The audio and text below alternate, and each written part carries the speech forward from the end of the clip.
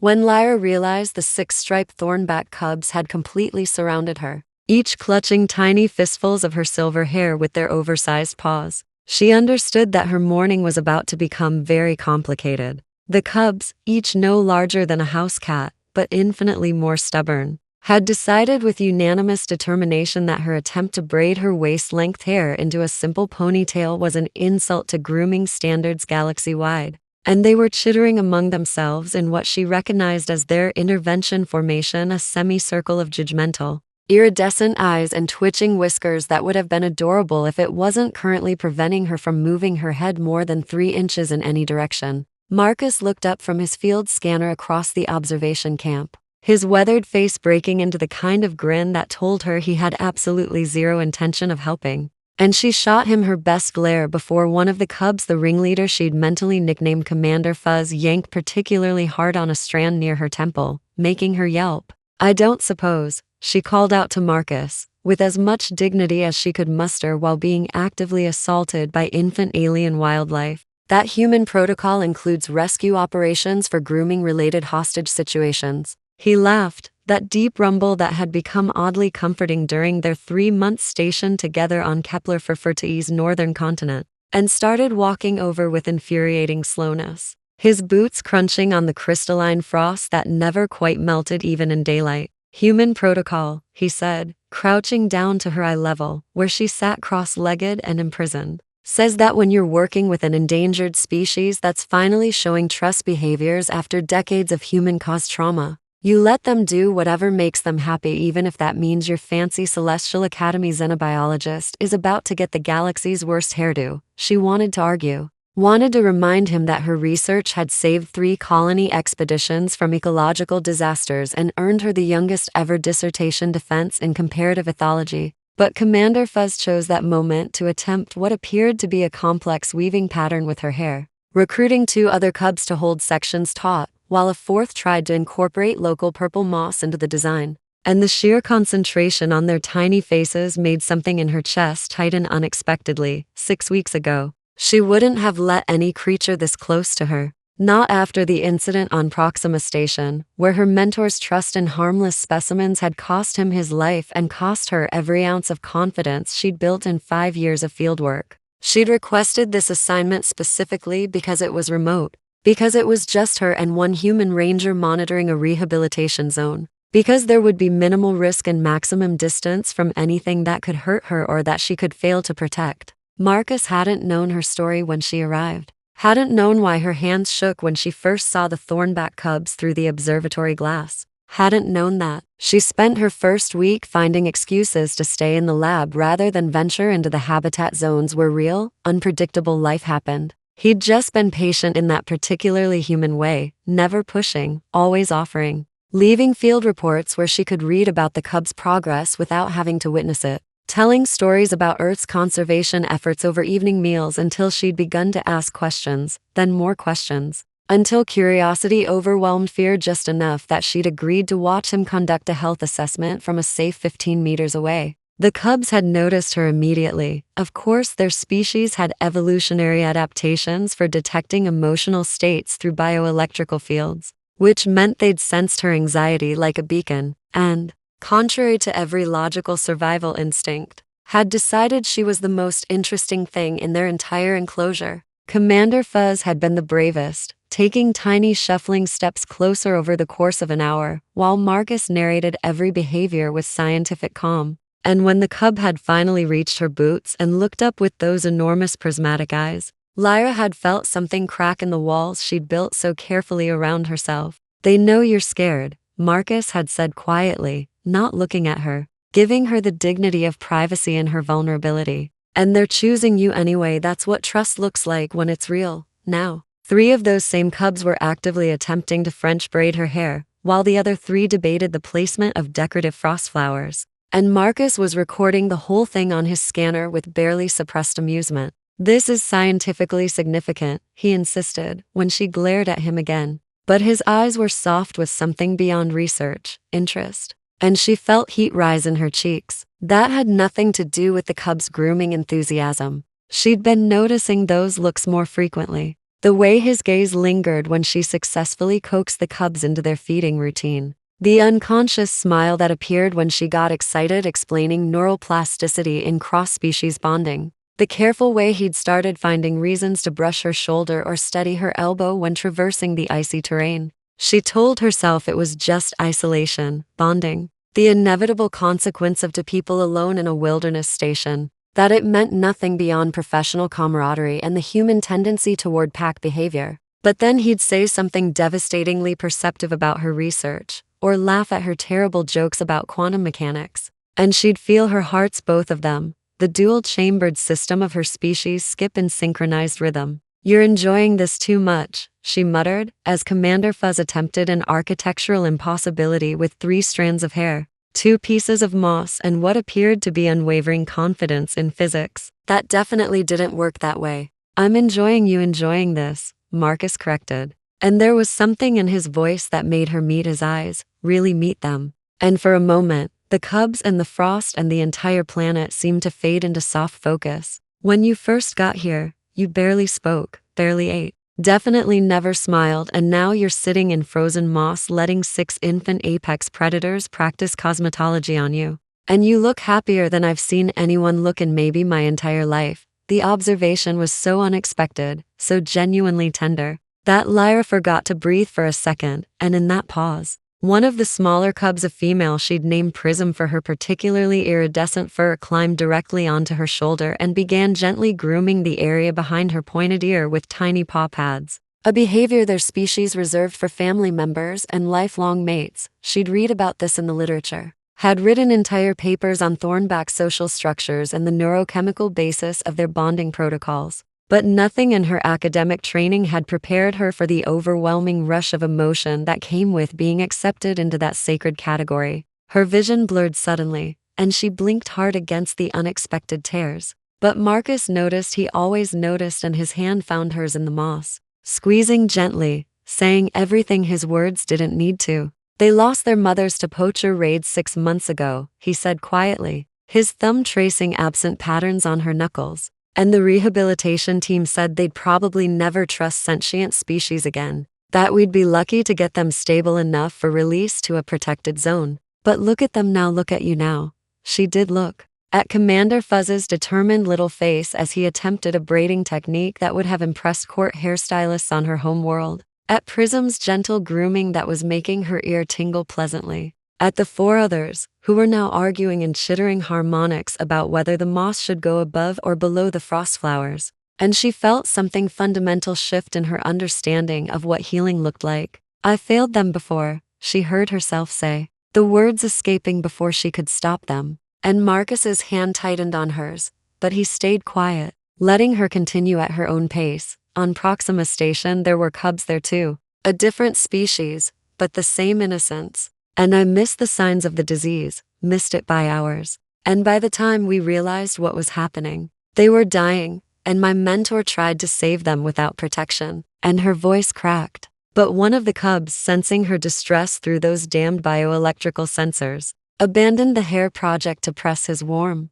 fuzzy body against her ribs in unmistakable comfort. "I thought if I never let anything depend on me again, I couldn't fail it," she finished in a whisper. "Couldn't watch something innocent die because I wasn't good enough, smart enough, fast enough to save it." Marcus was quiet for a long moment, his hand still holding hers, his other hand now gently stroking the comforting cub's head with practiced ease. "You know what I learned in 20 years of conservation work?" he finally said, his voice rough with his own old pain. "Failure isn't what breaks us, it's refusing to try again that does the real damage. And every creature we help, every life we touch, it's not redemption for the ones we lost, but it's proof that loss doesn't get the final word in our story." He looked at her then, really looked at her, and she saw in his weathered human face a mirror of her own scars, the marks left by caring too much in a universe that often didn't care enough. "These cubs chose you, Lyra, not the decorated scientist, not the girl who never makes mistakes, but you, with all your fear and your past and your shaking hands that first week when you wouldn't come within 10 meters of them. And they chose you, because beings with that kind of perceptive ability don't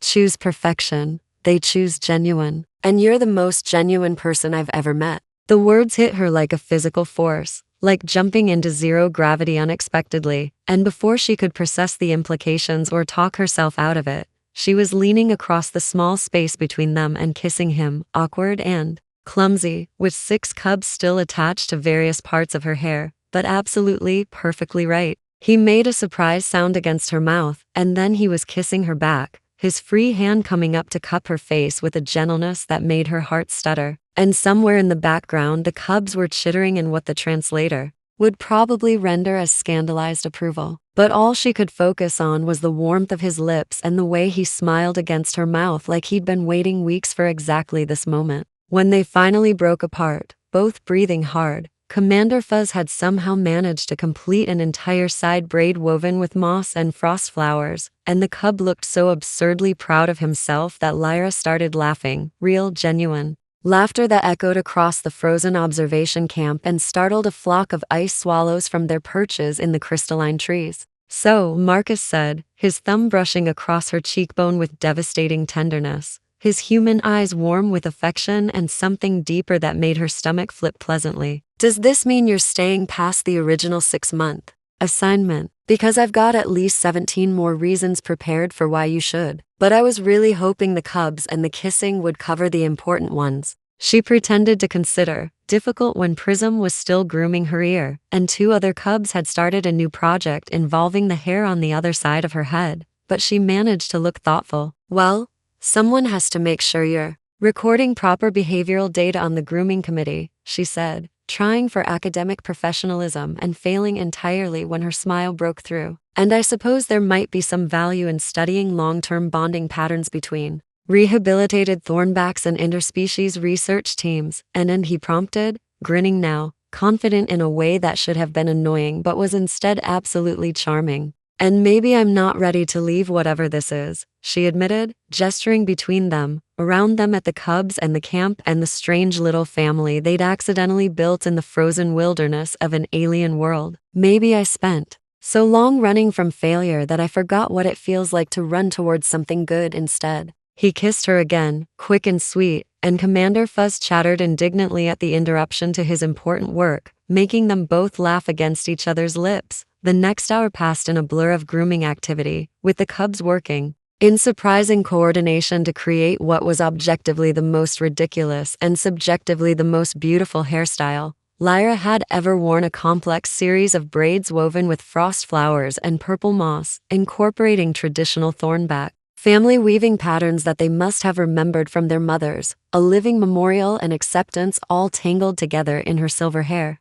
Marcus documented everything with his scanner, but his eyes kept drifting from the screen to her face, and she found herself doing the same, looking up from the cubs to find him watching with an expression that made her feel seen in ways that had nothing to do with observation, and everything to do with being truly, deeply known. When the grooming committee finally declared their work complete, stepping back to admire their creation with chittering satisfaction, Prism did something unexpected. She carefully plucked one of the frost flowers from Lyra's hair and carried it in her tiny paws to Marcus, depositing it in his palm with a decisive chirp that the translator rendered as family gift acceptance required. Marcus looked startled, then touched, then absolutely delighted, as he tucked the flower carefully into his jacket pocket over his heart. "I think you just got adopted," Lyra said, her voice suspiciously thick with emotion as the other cubs began bringing frost flowers to Marcus as well, surrounding him with the same determined affection they'd shown her.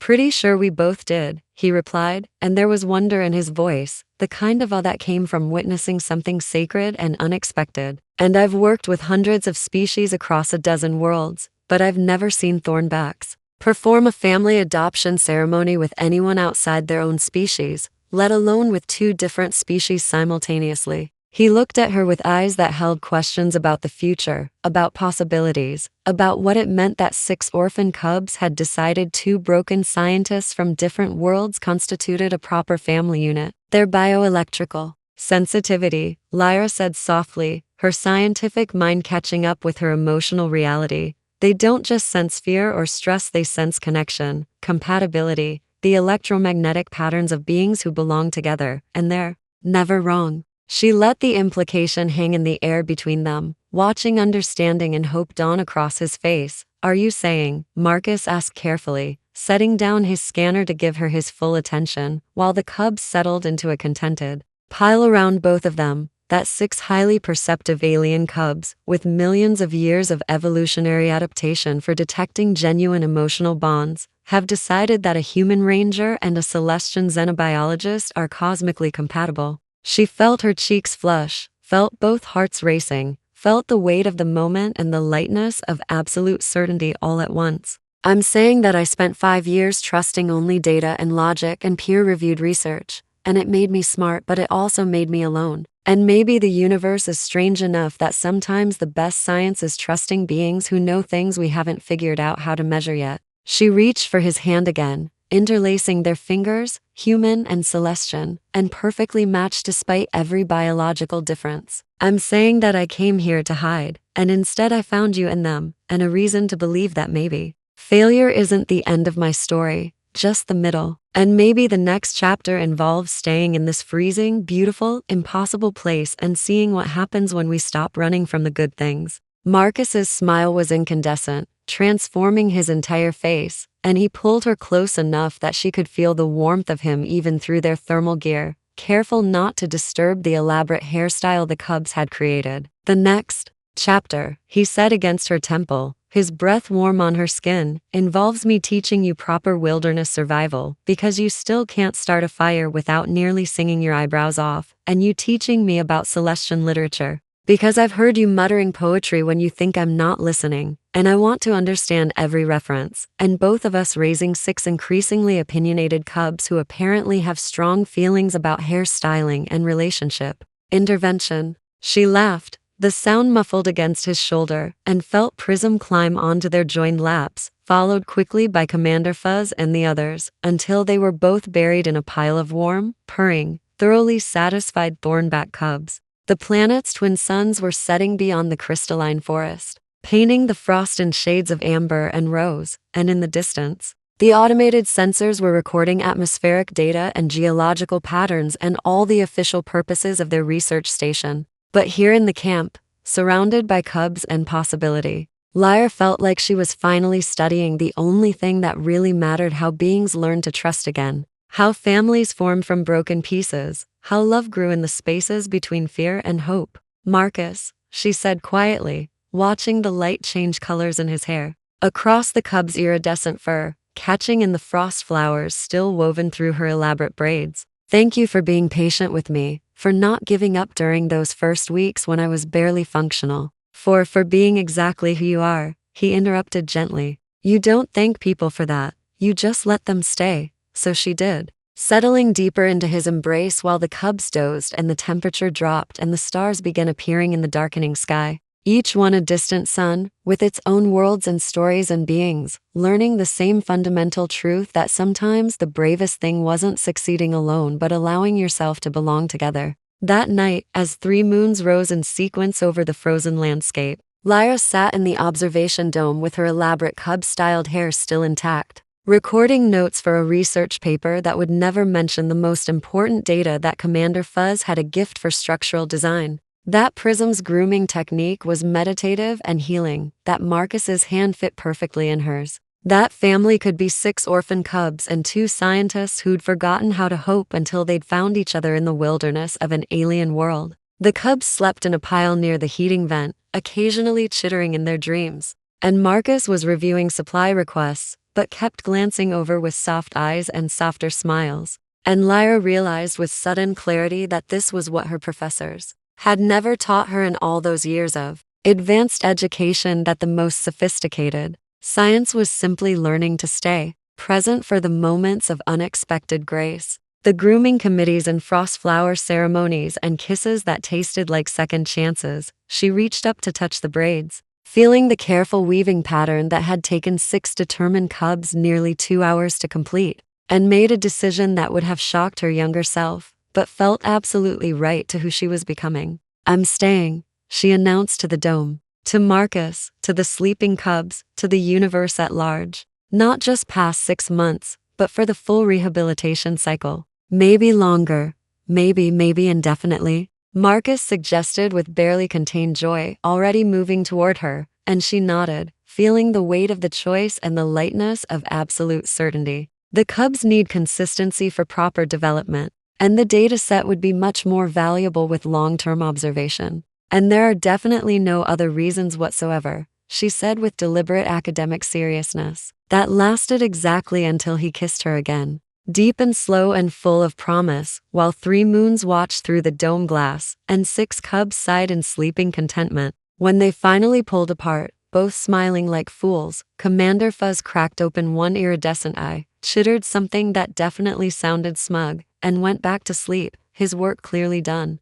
I think we've been manipulated by highly intelligent infant wildlife, Lyra observed, not even remotely upset about it, and Marcus laughed. That deep, warm laugh that had become her favorite sound in any language on any world. I think, he countered, reaching up to carefully adjust a frost flower in her hair that had come loose, his fingers lingering against her cheek. We've been adopted by being smart enough to recognize that some things some people belong together, and the rest is just us catching up to what they already knew. She couldn't argue with that logic, didn't want to. So instead, she pulled him down to the floor cushions where they could watch the stars and the sleeping cubs and the frost that glittered endlessly across an alien landscape that had somehow, impossibly, become home. And if her hair stayed in elaborate thornback-styled braids for the next 3 days because she couldn't bear to undo the grooming committee's hard work, well, that was just good science documenting the lasting impact of interspecies bonding through observable behavioral changes.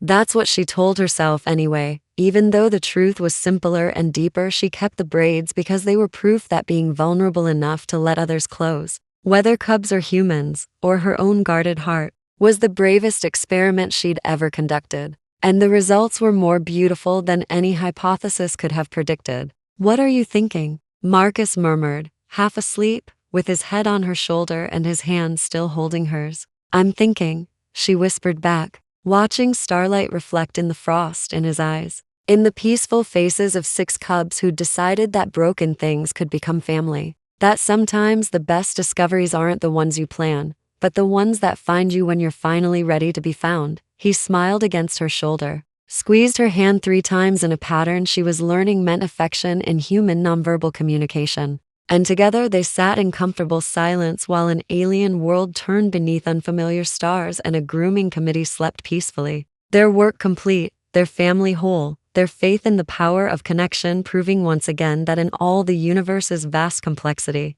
the simplest truth remained constant: love, in whatever form it took, was always worth the risk of trying again.